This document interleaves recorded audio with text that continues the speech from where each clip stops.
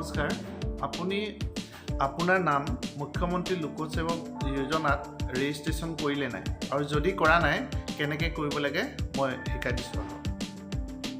প্ৰথমে এইদৰে আপোনালোকে গুগল পেজটো খুলি ল'ব আৰু এইটো ডেস্কটপতো কৰিব পাৰিব মোবাইলতো কৰিব পাৰিব মোবাইলত কৰিলে কিন্তু আপোনালোকে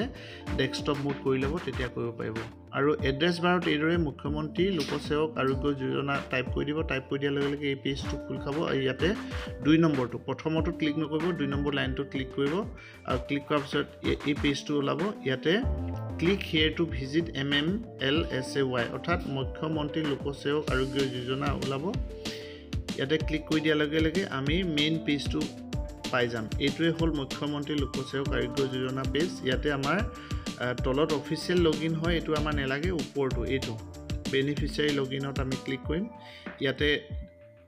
সিলেক্ট এমপ্লয়ি টাইপ কৰিব লাগিব এমপ্লয়ি পেনশনাৰ আৰু এমপ্লয়ি দুটা অপচন থাকে আমি এমপ্লয়ি অপচনটো টাইপ কৰিব লাগিব ঠিক আছে চয়েস কৰিব লাগিব ইয়াৰ পাছতে আপুনি কি কাৰ্ড দি ভেৰিফিকেশ্যন কৰিব পান কাৰ্ড আছে পি প্ৰাণ আছে মই পান কাৰ্ড দি দিছোঁ আৰু ইয়াত পান নাম্বাৰটো টাইপ কৰি দিব লাগিব যেহেতু এই পান নাম্বাৰটো মই দেখাব নোৱাৰোঁ ইউটিউবৰ গাইডেন্স ৰুলছ এণ্ড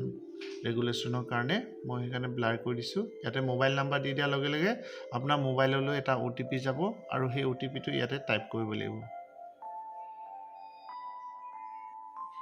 একেবাৰে সহজ কাম আপুনি নিজে নিজৰ ঘৰত বহি মোবাইলতে কামটো কৰিব পাৰিব কিন্তু মোবাইলত কৰিবলৈ হ'লে মোবাইলটো ডেস্কটপ মোড কৰি ল'ব লাগে এয়া মই OTP টাইপ কৰিলোঁ আৰু প্ৰচেছ কৰি দিয়াৰ লগে লগে এই পেজটো খোল খাব ইয়াত বহুতৰ বেলেগ বেলেগ ধৰণে মেছেজ আহিব পাৰে কিন্তু ইয়াতে কি কৰিব লাগিব লিখা থাকিব যাৰ যেনেকুৱা যি ভুল হৈ থাকে ইয়াতে লিখা থাকিব আৰু প্ৰথমতে সেই লিখাখিনি আমি কাৰেক্ট কৰিবলৈ আধাৰ ভেৰিফিকেশ্যনটো মাষ্ট বি কম্পালসৰি হয় এটো কৰিবই লাগিব গতিকে আমি ইয়াত ওকে কৰিছোঁ ওকে কৰাৰ পাছত আমি প্ৰথম এই প্ৰফাইলটো দেখিছে আপোনালোকে প্ৰফাইলত এইখিনি কিছুমান আমাৰ ডাটা অলৰেডি ভৰুৱাই থাকিব প্ৰথমতে ইয়াত আধাৰ ভেৰিফিকেশ্যনটো কৰি ল'ব লাগিব আধাৰ ভেৰিফিকেশ্যন কৰাৰ পাছতে বাকি য'ত যিমান এডিট কৰিব আছে আমি সেইখিনি এডিট কৰিব পাৰিম ইয়াত দেখিছে সঞ্জীৱ ভাগৱতী বুলি লিখা আছে এইটো প্ৰফাইল ইয়াত ইনকমপ্লিট প্ৰফাইল বুলি লিখা হৈছে আৰু যদি কমপ্লিট নাথাকে ইয়াত ইনকমপ্লিট বুলি আহিব আৰু যদি কমপ্লিট হৈ থাকে তো অলৰেডি কমপ্লিট বুলি আহিব ইয়াত প্ৰথমতে আমি আধাৰ নাম্বাৰটো টাইপ কৰিম আধাৰ নাম্বাৰ টাইপ কৰাৰ পাছতে আধাৰ নাম্বাৰ লগত লিংক থকা মোবাইললৈ OTP এটা আহিব আৰু OTPটো তাত পেষ্ট কৰি দিয়াৰ লগে লগে আমাৰ এডিট অপচনখিনি নিজে নিজে আহি যাব আৰু তেতিয়া আমি গোটেই প্ৰফাইলটো আমি এডিট কৰি লাষ্ট ফাইনেল সাবমিট আমি কৰিব পাৰিম এতিয়া মই দেখাই দিছোঁ আপোনালোকক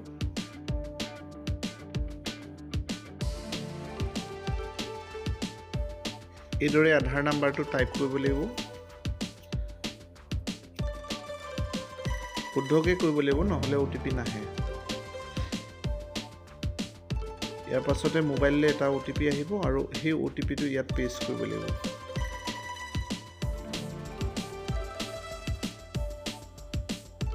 ভেলিডেট আধাৰত ক্লিক কৰি দিব লাগিব আৰু লগে লগে ভেলিড হোৱাৰ লগে লগে আমাৰ যিটো এডিট অপচন আহিব লাগে সেই এডিট অপচনটো আহি যাব ইয়াত দেখিলে ওপৰত ৰেড কালাৰ যিটো এডিট অপচন এইবিলাক আমি ইয়াত এডিট অপচন এইবিলাকত আমি নিজৰ ডকুমেণ্টছখিনি ডাটাখিনি আমি আপলোড কৰিব পাৰিম সহজ কাম নিজৰ স্পাউচৰ নাম থাকিব লাগে ইয়াত আপলোড ফেমিলি ফটো এটা দিব আপলোড কৰিবলৈ কৈছে ইয়াতে ফেমিলি ফটো এটা আপলোড কৰিব লাগিব ফেমিলিত যিমানজন মেম্বাৰ আছে গোটেই মেম্বাৰখিনি গ্ৰুপ ফটো এটা ইয়াতে আপলোড কৰিব লাগিব ইয়াত প্ৰথমে স্পাউচ নেম সন নেম ডাটাৰ নেম আৰু কোনোবা কোন আছে ফাদাৰ্ছ নেম মাদাৰ্ছ নেম সবৰ নাম ইয়াত এটা এটাকৈ টাইপ কৰি ভৰাই যাব লাগিব মই ছুটিকৈ আপোনালোকক দেখুৱাই দিছোঁ আপোনালোকে নিজে কৰিব পাৰিব